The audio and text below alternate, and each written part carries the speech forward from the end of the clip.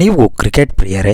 ಹಾಗಾದರೆ ನಿಮಗೂ ಆಸೆ ಇದೆ ನಿಮ್ಮದೇ ಆದಂತಹ ಕ್ರಿಕೆಟ್ ಚಾನಲನ್ನು ಹೊಂದಲು.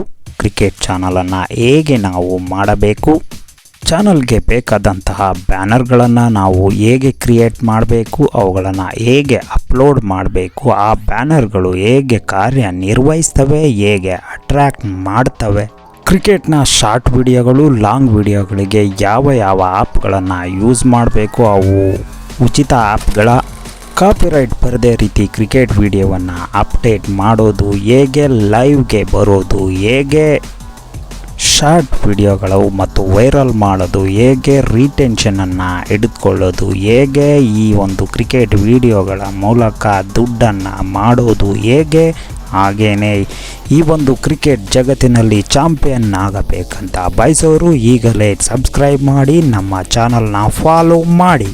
ನಮ್ಮ ಕೋರ್ಸ್ ವಿಡಿಯೋಗಳನ್ನು ಪ್ರತಿದಿನ ನೋಡಿ ನೀವು ಕಲಿಯಿರಿ, ಬೆಳೆಯಿರಿ.